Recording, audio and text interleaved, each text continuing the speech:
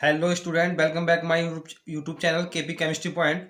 आज की क्लास में हम जो डिस्कस करने वाले हैं, जो आज हमारा 4 मार्च 2023 को इंटरमीडिएट का केमिस्ट्री का रसायन विज्ञान का जो पेपर था, हम उस पर चर्चा करने वाले हैं। जो आज हम जिस पेपर पर चर्चा करने वाले हैं वो इंटरमीडिएट का रसायन विज्ञान का पेपर, यानी कि पेपर कोड कितना है 347 सीसी। ठीक है, 347 सीसी, इस पर हम चर्चा करने वाले हैं। हमारे पास जो पेपर है वो 347 सीसी पेपर कोड है ये हमारा। ठीक है, वास्तव में पेपर बहुत ही अच्छा आया है, बहुत ही इजी तरीका से आया है। जिस स्टूडेंट ने मेहनत की है वो उसने इस पेपर को वास्तव में धुआं धुआं गर्दा गर्दा कर दिया होगा। ठीक है, देखें कितना जबरदस्त पेपर है। जैसे कि हमारा पहला ऑब्जेक्टिव क्वेश्चन है, क्या है, कौन सा स्टैक्योमेट्री दोष नहीं है, कौन सा स्टैक्योमेट्री दोष नहीं है। अब आपको ये पता होना चाहिए स्टैक्योमेट्रिक दोष नहीं है, तो नॉन स्टैक्योमेट्रिक और स्टैक्योमेट्रिक दो प्रकार के होते हैं। ठीक है, नॉन स्टैक्योमेट्रिक जो है, इसमें देखो स्टैक्योमेट्रिक दोष जो हमारा कौन सा नहीं है, वो धातु अधिकता दोष नहीं है। कौन सा नहीं है? धातु अधिकता दोष नहीं है, क्योंकि धातु अधिकता दोष हमारा क्या है, नॉन स्टैक्योमेट्रिक दोष है। ठीक है, स्टैक्योमेट्रिक अंतराकाशी दोष है, फ्रेंकेल दोष है, शॉर्टकी दोष है। तो इसमें जो ऑप्शन हमारा सही था, नहीं पे ध्यान रखना है। अगर आपने नहीं पे बाई चांस अगर नहीं पढ़ा तो समझ लीजिए पूरा ऑप्शन गलत हो जाएगा। कभी आपने नहीं पढ़ा तो आप फ्रेंकेल दोष पे लगा दे, बोले स्टैक्योमेट्रिक दोष कौन सा है, तो पहले ही ऑप्शन पढ़ता है बच्चा अंतराकाशी दोष, बोले हाँ ये है, तो इसी पर टिक मार दिया। किसी ने अगर दूसरा पढ़ा तो दूसरे पर टिक मार दिया। हमें देखना है नहीं को विशेष तौर पे ध्यान रखना है, कौन सा नहीं है, तो धातु अधिकता दोष नहीं है। ये धातु अधिकता दोष हमारा नॉन स्टैक्योमेट्रिक दोष है। क्लियर?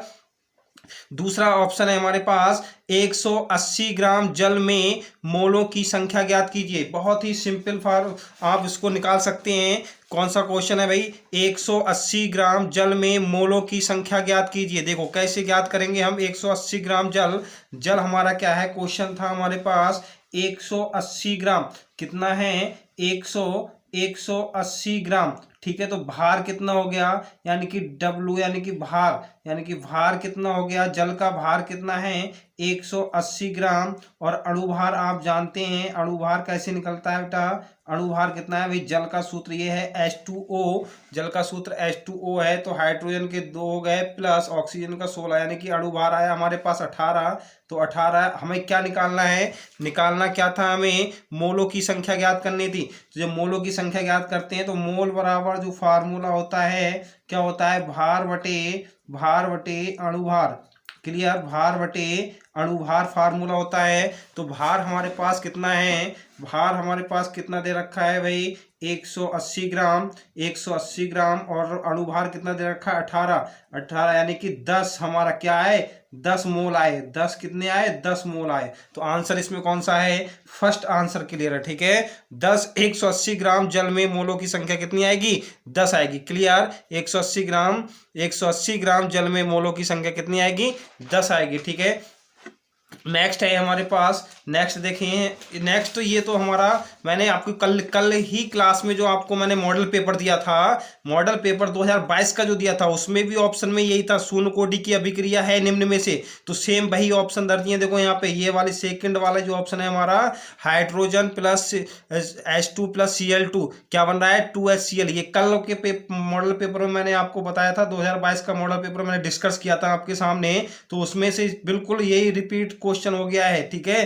तो मैंने बताया भी था कि कुछ क्वेश्चन रिपीटेड भी हो जाते हैं। तो ये हमारा ऑप्शन बिल्कुल मैंने कल आपको क्लियर कराया था कि शून्य कोटि की अभिक्रिया कौन सी है, H2 plus Cl2 plus reverse तीर का निशान लगाएंगे 2HCl। ये हमारी क्या है, शून्य कोटि की अभिक्रिया है। ठीक है, ये हमारी प्रथम कोटि की अभिक्रिया है, ये सेकंड ऑर्डर कोटि की, ये तृतीय कोटि की। ठीक है, first order, second order, third order, ये क्या है हमारी शून्य कोटि की अभिक्रिया। ठीक है, इसमें ऑप्शन कौन सा सही था हमारे पास, ऑप्शन कौन सा सही है बताइए, सेकंड वाला ऑप्शन। ठीक है, ठीक है, शून्य कोटि की अभिक्रिया कौन सी है, H2 प्लस Cl2 तीर का निशान लगाएंगे 2HCl। ठीक है, ये क्या है, शून्य कोटि की अभिक्रिया है। और एक नेक्स्ट वाला हमारा जो है, नेक्स्ट देखें, नेक्स्ट ऑप्शन हमारे पास जो दे रखा है, नेक्स्ट क्वेश्चन, फॉर्मेलिन जलीय विलयन है। ये तो बहुत ही सिंपल है, मैंने हर बार में क्लास में चीख के कहा था कि फॉर्मेलिन यानी कि फॉर्मल्डिहाइड का 40% विलयन, फॉर्मल्डिहाइड का 40% जलीय विलयन क्या कहलाता है बेटा, फॉर्मेलिन कहलाता है। फॉर्मल्डिहाइड का 40% जलीय विलयन क्या कहलाता है, फॉर्मेलिन कहलाता है। ये हमारा क्या है, सेकंड वाला ऑप्शन है।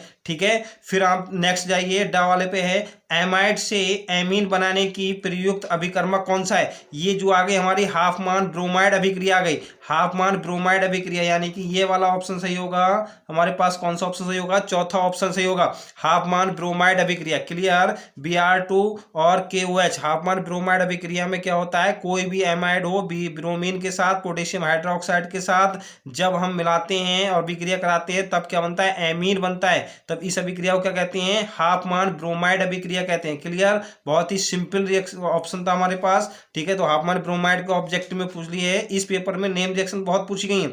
ठीक है, अगला चा वाला ऑप्शन है हमारे पास, ग्लूकोज या एल्डिहाइड टॉलिन अभिकर्मक से अभिक्रिया करके क्या बनाता है। ठीक है, ये भी बहुत सिंपल है, यानी कि ग्लूकोज या एल्डिहाइड। अब आप बताइए, ग्लूकोज में भी एल्डिहाइड ग्रुप होता है, तो टॉलिन अभिकर्मक के साथ जब अभिक्रिया करेगा तो ये सिल्वर बनाएगा। क्या बनाएगा, सिल्वर बनाएगा। इसमें सेकंड ऑप्शन क्लियर है। क्लियर, क्या बनाएगा, सिल्वर बनाएगा। ठीक है, अब हमारे पास दूसरा क्वेश्चन देखें, ये हमारे ऑब्जेक्टिव हो गए थे 6 नंबर में। दूसरा क्वेश्चन देखेंगे, 2 नंबर के क्वेश्चन हमारे स्टार्ट हो रहे हैं। 2 नंबर के, यानी कि जब किसी घनीय जालक के केंद्र पर स्थित परमाणु विकर्ण पर उपस्थित अन्य 2 परमाणुओं से संपर्क हो, तब घनीय जालक की संकुल क्षमता गणना कीजिए। बहुत ही सिंपल था, यानी कि संकुल क्षमता निकालनी है हमें।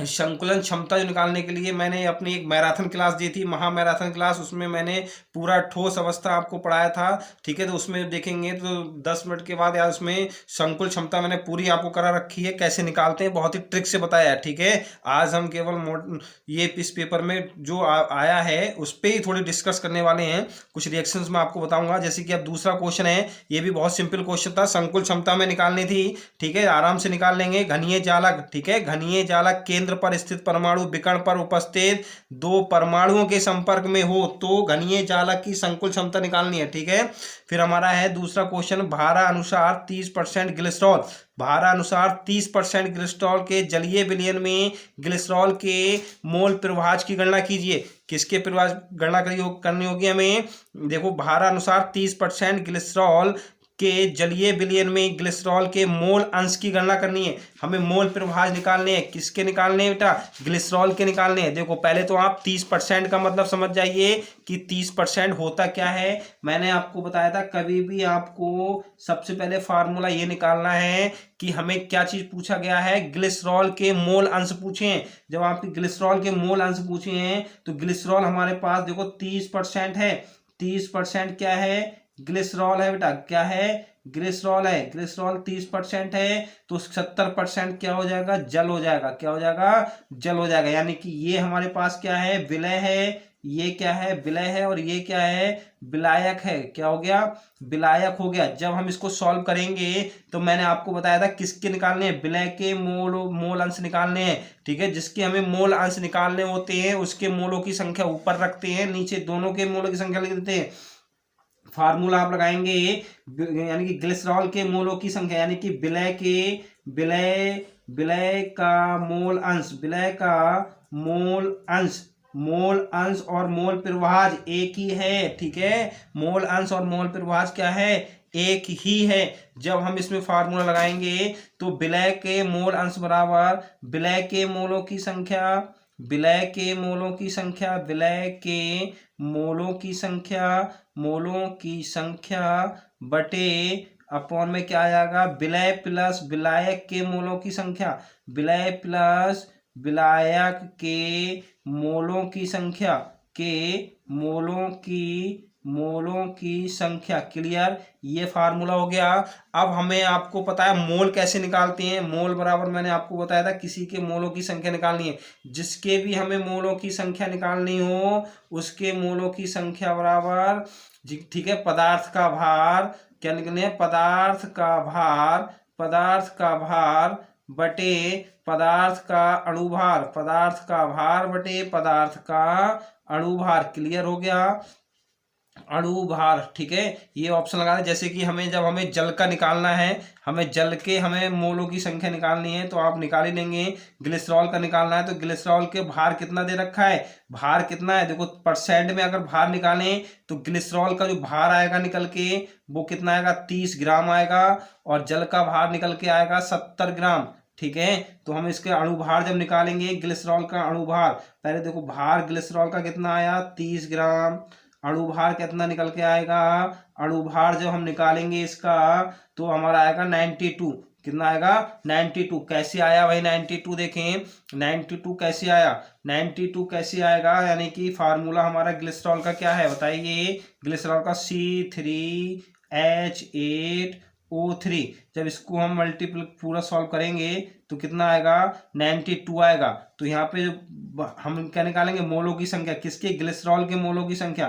तो भार कितना है, 3/, ठीक है, 30 हमारा भार, अणु भार निकालना है ना, पहले हमें निकालना है, मोलों की संख्या निकालनी है इसकी। तो भार बटे अणु भार कितना हो गया, 92, जिसको जब हम सॉल्व करेंगे तो ये मोलों की संख्या निकल के आ जाएगी। इसी प्रकार से हम जल के मोलों की संख्या निकाल लेते हैं और इस फार्मूले में हम लगा देंगे, तो ये हमारा क्वेश्चन सॉल्व हो जाएगा। ठीक है, हमारा क्वेश्चन कौन सा सॉल्व हुआ, गा वाला। ठीक है, फिर है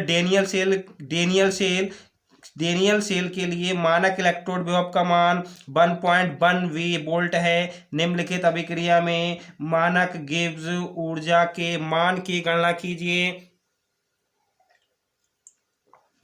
क्लियर, गिब्स ऊर्जा के मान की गणना करनी होगी तो बहुत ही सिंपल तरीका से हम इसको निकाल सकते हैं, गिब्स ऊर्जा के मान की गणना। ठीक है, इस पेपर का पूरा डिस्कशन मैं नेक्स्ट वीडियो में दे दूंगा बोर्ड पे विस्तार से करा के। ठीक है, अभी आप इसमें ऑप्शन देख लें और थोड़ा ज़्यादा पूरा पेपर देख लें, सिंपल सा पेपर है, वो बता दूं, डिस्कस कर दूं। इसके बाद में नेक्स्ट क्लास में मैं आपको इसका पूरा एनालिसिस बोर्ड के माध्यम से आपको करा देने वाला हूं। ठीक है, वैद्युत संचलन बहुत ही सिंपल है, वैद्युत संचलन। ठीक है, सचित्र वर्णन कर देना इसका, बहुत ही सिंपल तरीका से आया वैद्युत संचलन। ठीक, फिर है शॉर्ट की दोष, देखो यहाँ पे आ गया शॉर्ट की दोष किसे कहते हैं, शॉर्ट की दोष अभी हमने आपको बताया था, एक स्टैक्योमेट्रिक दोष है। ठीक है, शॉर्ट की दोष और फ्रेंकेल दोष दोनों मैंने आपको करा रखे हैं। ठीक है, शॉर्ट की दोष कितना सिंपल आया गया। ठीक है, फिर है क्लोरीन की डीकन विधि, देखो आगे क्लोरीन की डीकन विधि कितना इजी तरीका से आ गया। क्लोरीन की डीकन विधि, रासायनिक समीकरण लिखिए तथा क्लोरीन की सल्फर के साथ अभिक्रिया, रासायनिक समीकरण दीजिए, 2 नंबर में हो गया। क्लियर, फिर अपना आया उप सहसंयोजन संख्या का उदाहरण दीजिए। उप सहसंयोजन संख्या आप बहुत ही सिंपल से देंगे, कोऑर्डिनेशन नंबर। ठीक है, कोऑर्डिनेशन नंबर को अगर कॉम्प्लेक्स में जाएंगे, किसी भी कोऑर्डिनेट कंपाउंड में हम जाते हैं तो जो नंबर ऑफ लिगेंड होते हैं वह उसकी संख्या क्या कहलाती है, हमारी कोऑर्डिनेशन संख्या कहलाती है। ठीक है, वहां से हम देख सकते हैं। फिर हमारा ग्लूकोज का हाइड्रोक्सिल एमीन ब्रोमीन जल से अभिक्रिया समीकरण लिख सकते हैं। नष्ट समीकरण, देखो नष्ट समीकरण मैंने आपको करा रखी है। बिस्मांगी उत्प्रेरण का अधिशोषण सिद्धांत, ठीक है, एडजप्शन थ्योरी आ गई।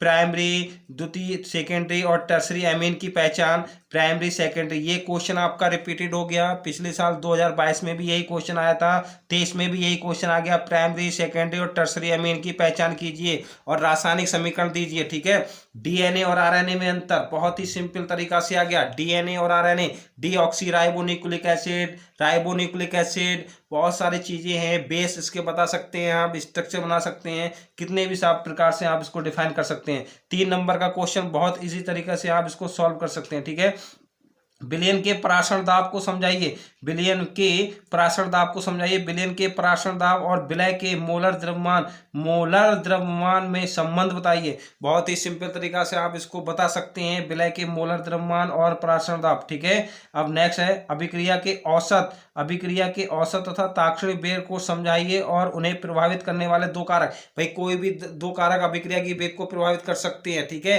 अभिक्रिया का ताप, आप ताप का प्रभाव डाल दीजिए। अगर ताप आपने अभिक्रिया पे ताप बढ़ाएंगे तो अभिक्रिया का वेग भी बढ़ेगा, दाब बढ़ाएंगे अभिक्रिया का वेग भी बढ़ेगा। क्लियर, दोनों पे ताप और दाब बढ़ाने पर अभिक्रिया की वेग और सांद्रता बढ़ाते हैं तब भी अभिक्रिया का वेग बढ़ता है, ताप और दाब बढ़ाते हैं तब भी अभिक्रिया का वेग बढ़ता है।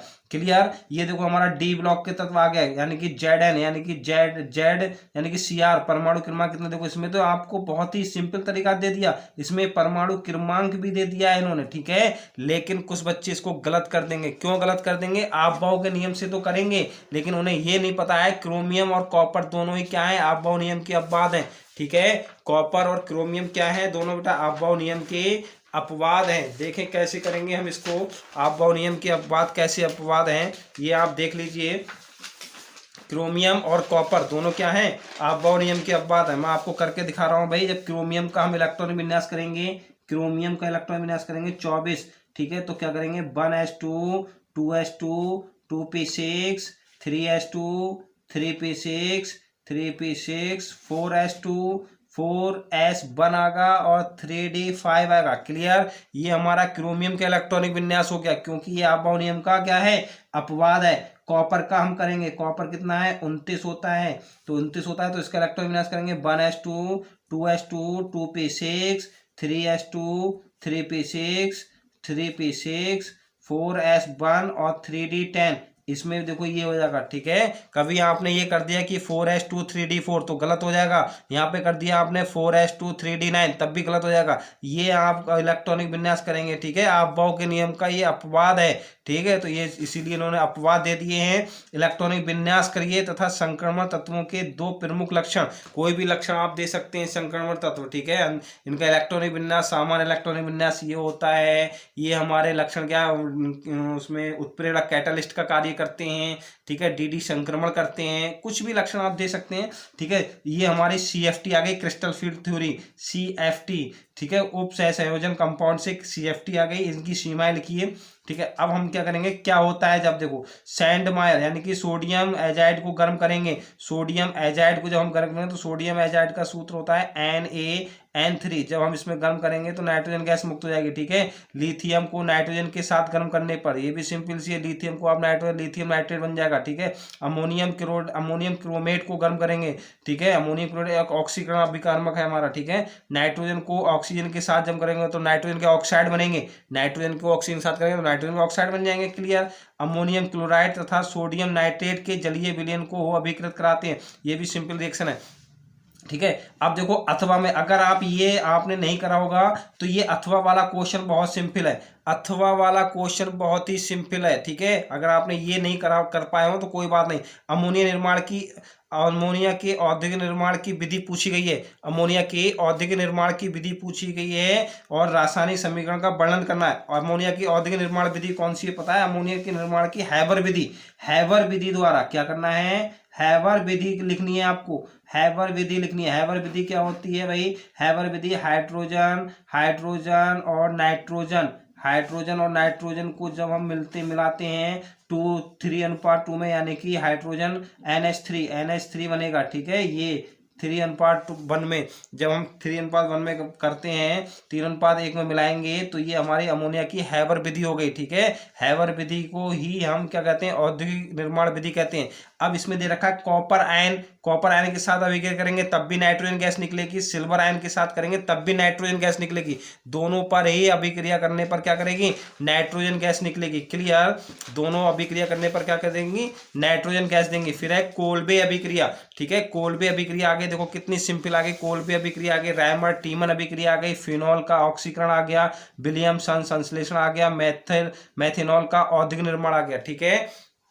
ये रिएक्शन मैं आपको करके दिखा रहा हूँ भाई। ये क्या है, कोल्बे अभिक्रिया आप कर ही लेंगे, बहुत सिंपल है। कोल्बे अभिक्रिया, रायमर टीमन अभिक्रिया, ठीक है, कोल्बे अभिक्रिया हो गई, रायमर टीमन अभिक्रिया हो गई, और हमारी क्या है, देखिए कोल्बे अभिक्रिया क्या है। कोल्बे अभिक्रिया में आपको बताऊं, जैसे कि सोडियम फिनॉक्साइड को कार्बन डाइऑक्साइड के साथ तनु HCl तथा हाइड जल अपघटन करते हैं 413 केल्विन ताप पर, तब सैलिसिलिक एसिड बनता है। ये क्या है, हमारी कोल्बे अभिक्रिया और कोल्बे श्मिट अभिक्रिया दोनों एक ही हैं। मैंने आपको कराया है कोल्बे अभिक्रिया और कोल्बे श्मिट अभिक्रिया। क्लियर। कोल्बे और कोल्बे श्मिट अभिक्रिया मैं आपको करा चुका हूं। अब फिर है रायमर टीमन अभिक्रिया। रायमर टीमन अभिक्रिया में क्या होगा भाई, फिनॉल है, रायमर टीमन अभिक्रिया में सैलिसिलिक एल्डिहाइड बनेगा, फिनॉल हो गया। फिनॉल को हमने किसके साथ कराया, क्लोरोफॉर्म के साथ। क्लोरोफॉर्म के साथ कराया, ठीक है, सोडियम हाइड्रोक्साइड या पोटेशियम हाइड्रोक्साइड, सोडियम हाइड्रोक्साइड या पोटेशियम हाइड्रोक्साइड 333 केल्विन ताप पर, ठीक है, 333 केल्विन ताप पर जब हमने करा इसको, तो हमारा क्या बनेगा, सैलिसैलिक एल्डिहाइड बनेगा। क्या बनेगा, सैलिसैलिक एल्डिहाइड बना हमारे पास, क्या बना, सैलिसैलिक एल्डिहाइड बनेगा, सैलिसैलिक एल्डिहाइड बनेगा, ठीक है। ये हमारा क्या हो गया, राइमर टीमर अभिक्रिया हो गई। फिनॉल का ऑक्सीकरण, जब भाई फिनॉल के ऑक्सीकरण की बात आती है तो फिनॉल का ऑक्सीकरण दो प्रकार से कर सकते हैं, कई प्रकार से हम कर सकते हैं, ठीक है। फिनॉल का ऑक्सीकरण देखेंगे, जब हम फिनॉल का ऑक्सीकरण करेंगे तो यहाँ पे ये हमारा फिनॉल हो गया, फिनॉल का हमने ऑक्सीकरण करा, जो फिनॉल का ऑक्सीकरण करा हमारा फिनॉल है ये, फिनॉल का जो हमने ऑक्सीकरण करा क्रोमिल क्लोराइड की उपस्थिति में, तब पैरा बेंजोक्विनोन बनेगा, पैरा बेंजोक्विनोन बनेगा। और हमने एक ऑक्सीकरण इस प्रकार से भी कर सकते हैं, KMnO4 और 9 यानी कि ऑक्सीजन, तब हमारा क्या बनेगा, meso tartaric acid, meso tartaric acid, ठीक है। ये हमारा क्या हो गया, फिनॉल का ऑक्सीकरण हो गया। जब फिनॉल का हमने ऑक्सीकरण कर लिया भाई, फिर है विलियमसन संश्लेषण।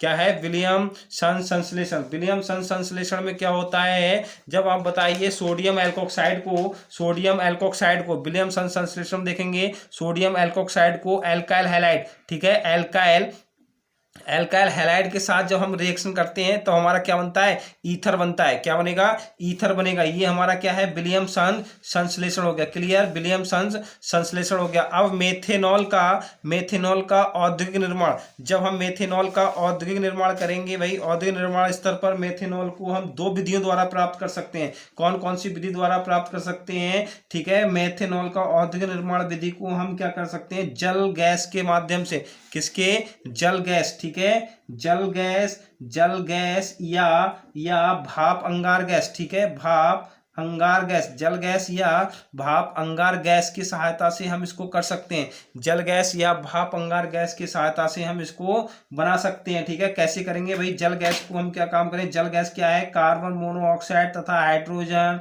को जब हम हाइड्रोजन के साथ, ये हमारी क्या है, जल गैस, क्या है, जल गैस है। इस जल गैस को हमने किसके साथ करा भाई, किसकी उपस्थिति में लाया, कॉपर ऑक्साइड और हमारा जिंक ऑक्साइड,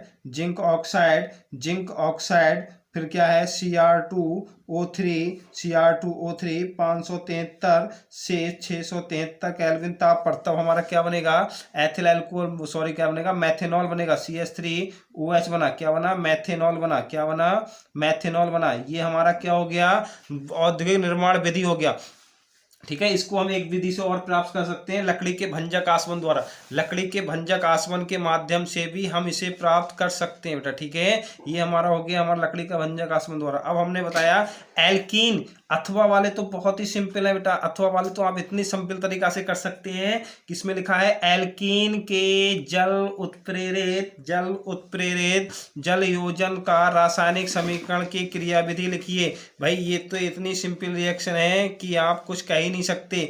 एल्कीन हमारा क्या है, एल्कीन जो है हमने क्या लिया, एल्कीन क्या लिया हमने, देखें एल्कीन जो हम लेंगे यहाँ पर कर लेते हैं भाई, एल्कीन कोई भी एल्कीन है हमारे पास, एल्कीन जैसे कि CH2 डबल बॉन्ड CH2, ठीक है। इसका हम क्या कर रहे हैं, जल योजन कर रहे हैं, किसकी, अम्लीय, किसका है, यहाँ पे लिखा है जल योजन अम्लीय, तो अम्लीय होगा, हमने बताया डाइल्यूट H2SO4 की उपस्थिति होगी, ठीक है। ये हो गया हमारे पास एल्कीन यानी कि एथिलीन हो गया। इसका हम जल योजन कर दिया हमने, तो क्या बनेगा, एथिल अल्कोहल CH3CH2OH, क्या बना, ethyl alcohol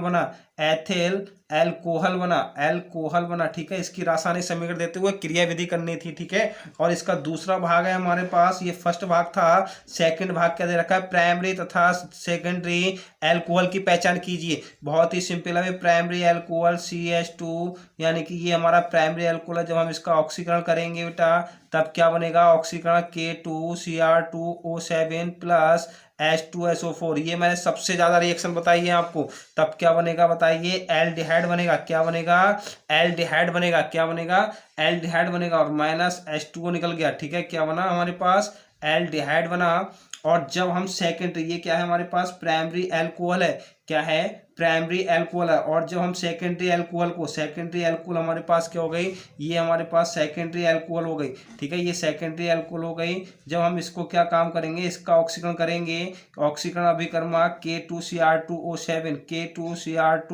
O7 plus H2SO4 की उपस्थिति में, तब क्या होगा बताइए, कीटोन बनेगा। तब क्या बनेगा, कीटोन बनेगा। ये हमारी क्या हो गई, फिर माइनस प्लस H2 यहाँ पर, सॉरी प्लस H2 इधर निकल गया, यहाँ लगाएंगे तो माइनस, यहाँ लगाएंगे तो प्लस, तो ये क्या बना, कीटोन बना। ये और भी बहुत सारी अभिक्रियाएं हैं, आप डिहाइड्रोजिनेशन कर दीजिए। डिहाइड्रोजिनेशन अगर आप कर रहे हैं किसकी उपस्थिति में, किसकी उपस्थिति में करेंगे, कॉपर की उपस्थिति में, तब क्या होगा भाई, तब भी हमारा ये एल्डिहाइड देगा, ये एल्डिहाइड देगा। प्राइमरी अल्कोहल, प्राइमरी अल्कोहल क्या देगा, एल्डिहाइड देगा। और सेकेंडरी अल्कोहल क्या देगा, सेकेंडरी अल्कोहल क्या देगा, हमारा कॉपर की उपस्थिति में जब हम करेंगे तो कीटोन देगा। ठीक है, बहुत सारे रिएक्शन आप कर सकते हैं, विक्टर मेयर अभिक्रिया कर सकते हैं। ठीक है, विक्टर मेयर के माध्यम से भी आप निकाल सकते हो। ठीक, ये हमारा ये बहुत ही सिंपल, यानी कि 5 नंबर के रिएक्शन है, बहुत ही सिंपल माध्यम से आप इसको कर सकते हैं। ठीक है, फिर 7वां क्वेश्चन देखें। 7वां क्वेश्चन क्या है,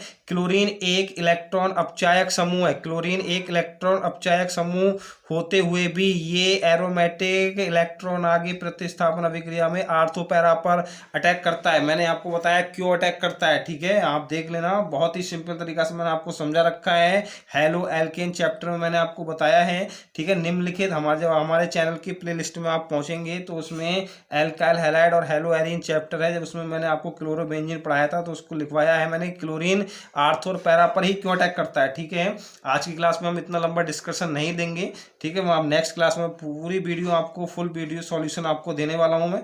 ठीक है, इसका सेकंड क्या है, वुड्स फिटिंग अभिक्रिया। देखो वुड्स फिटिंग अभिक्रिया क्या हो गई, वुड्स फिटिंग अभिक्रिया क्या है बताइए, वुड्स फिटिंग अभिक्रिया क्या है बताओ, एल्काइल हैलाइड। वुड्स फिटिंग अभिक्रिया तो बहुत सिंपल है भाई, वुड्स फिटिंग अभिक्रिया क्या होगी, एक एल्काइल हैलाइड होगा और एक एराइल हैलाइड होगा, सोडियम धातु होगा, सोडियम धातु होगा, ये हमारा क्या हो गया, एल्काइल हैलाइड हो गया। शुष्क ड्राई ईथर की उपस्थिति हो गई, ड्राई ईथर की उपस्थिति हो गई, तब हमारा यहाँ से NaX निकल गया और क्या बना, बेंजीन के ऊपर R जुड़ जाएगा, यानी कि एल्काइल बेंजीन बन गया। क्या बन गया बेटा, एल्काइल बेंजीन बन गया, प्लस प्लस 2NaX, ये क्या है, एल्काइल, एल्काइल बेंजीन। अगर किसी ने, ये एल्काइल हैलाइड है, क्या है, ये एरोमेटिक हैलाइड, सॉरी क्या है, एराइल हैलाइड, क्या है, एराइल, एराइल हैलाइड। और ये क्या है, एल्काइल हैलाइड, क्या है, एल्काइल हैलाइड। क्लियर, इनको हम करेंगे तो क्या बनेगा हमारा, ये हमारा क्या बनेगा, एल्काइल बेंजीन बनेगा। यानी कि अगर आप इसको इस स्टेप से कर दें, यानी कि CH3, ये हमारा टॉलिन बन जाएगा बेटा, क्या बन जाएगा, टॉलिन बन जाएगा। अगर आप इसको कर देंगे यहाँ पे Cl क्लोरोबेंजीन करेंगे, 2Na plus Cl CH3 methyl chloride के साथ जब हम करेंगे ड्राई ईथर की उपस्थिति में, तब क्या बनेगा, टॉलुइन बन जाएगा। क्या बन जाएगा, टॉलुइन बन जाएगा। ये हमारी क्या होगी, वुड्स फिटिंग अभिक्रिया हो गई। क्या हो गई, वुड्स फिटिंग अभिक्रिया, क्या बनी, टॉलुइन बनी। ठीक है, क्या बना, टॉलिन बना, ये वुड्स फिटिंग अभिक्रिया हो गई। नेक्स्ट है सैंडमायर अभिक्रिया।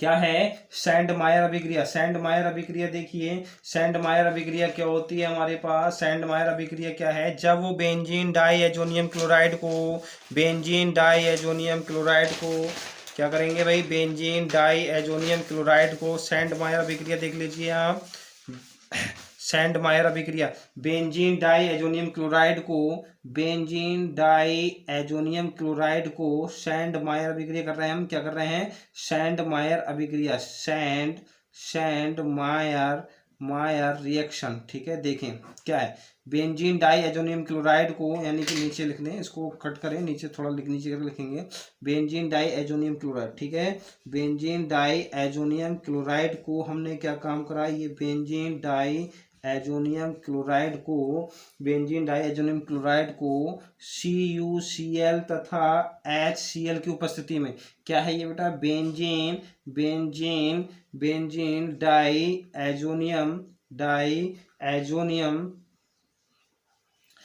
Diazonium chloride. ठीक है, बेंजीन डाईएजोनियम क्लोराइड को किसके साथ, CuCl2 की उपस्थिति में जब हम करते हैं, CuCl2 की उपस्थिति में करते हैं, तब क्या बनता है, यानी कि क्लोरोबेंजीन बनता है। क्या बनता है, क्लोरोबेंजीन बनेगा। क्या बनेगा बेटा, क्लोरोबेंजीन बनेगा और N2 गैस निकलेगी। ठीक है, N2 गैस निकलेगी, क्या बना, क्लोरोबेंजीन बना, बेंजीन बना। ये हमारा क्या है, benzene diazonium chloride. Benzene diazonium chloride को क्लोरोबेंजीन यानी कि CuCl की उपस्थिति HCl की उपस्थिति में करते हैं तब क्लोरोबेंजीन बनता है। ये क्या हो गई हमारी कौन सी रिएक्शन हो गई, सैंड मायर अभिक्रिया हो गई। ठीक है, क्लियर, क्या हुआ, सैंड मायर अभिक्रिया हो गई। अब अगर आप ये नहीं कर पा रहे हैं दोनों, तब आप क्या करेंगे, अथवा वाला कर रहे हैं। हेलोएरिन की नाभिक प्रतिस्थापन अभिक्रिया में अनुनाद प्रभाव को समझाइए। बहुत आराम से आप इसको कर सकते हैं। हेलोएरिन यानी कि क्लोरोबेंजीन को प्रतिस्थापन अभिक्रिया के माध्यम रिजोनेंस बता सकते हैं आप। ठीक है, रिजोनेंस स्ट्रक्चर कैसे बनती है उसकी। ठीक है, फिर हम क्या करेंगे, हेलो एल्केन की दो धातुओं से अभिक्रिया।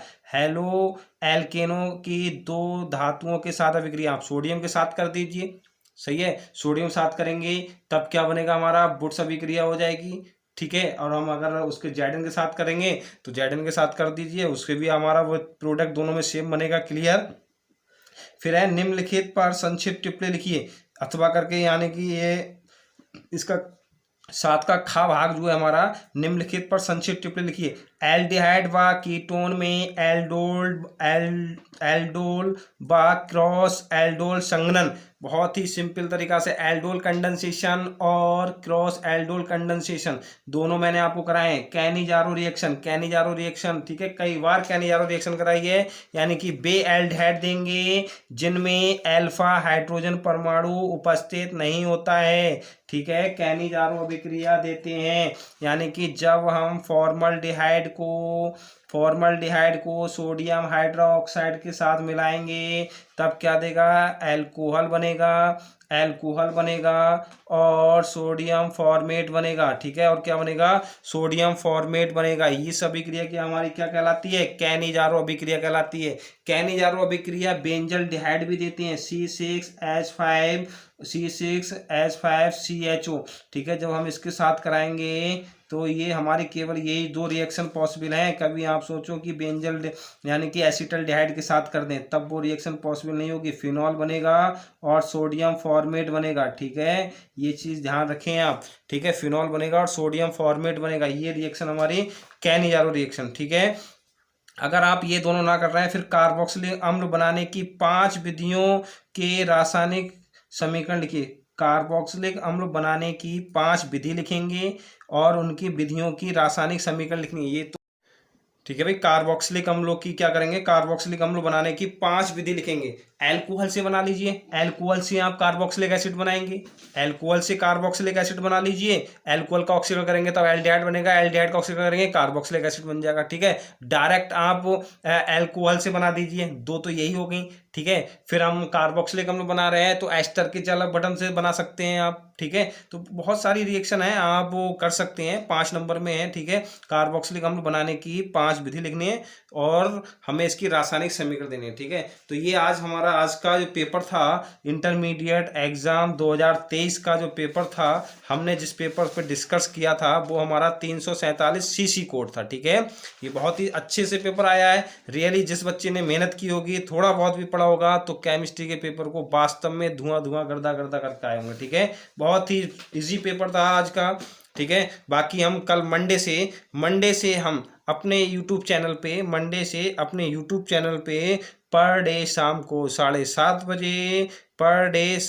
7:30 बजे नीट क्लासेस। ठीक है, फर्स्ट ईयर नीट क्लासेस की केमिस्ट्री बेसिक से बिल्कुल जीरो से शिखर तक पहुंचेंगे हम। जीरो से बिल्कुल केमिस्ट्री की क्लासेस मैं आपको देने वाला हूं पर डे शाम को 7:30 बजे। ठीक है, केपी केमिस्ट्री पॉइंट। क्लियर। यदि वीडियो पसंद आई हो तो लाइक करें, शेयर करें और सब्सक्राइब करें। बाकी नेक्स्ट मंडे की क्लास में आपको पुनः मिलते हैं शाम को 7:30 बजे, एक नए जोश के साथ, नए उम्मीद के साथ। ठीक है, नीट क्लासेस के लिए केमिस्ट्री बिल्कुल जीरो से लेकर आएंगे हम आपके सामने। Okay, bye, thank you very much.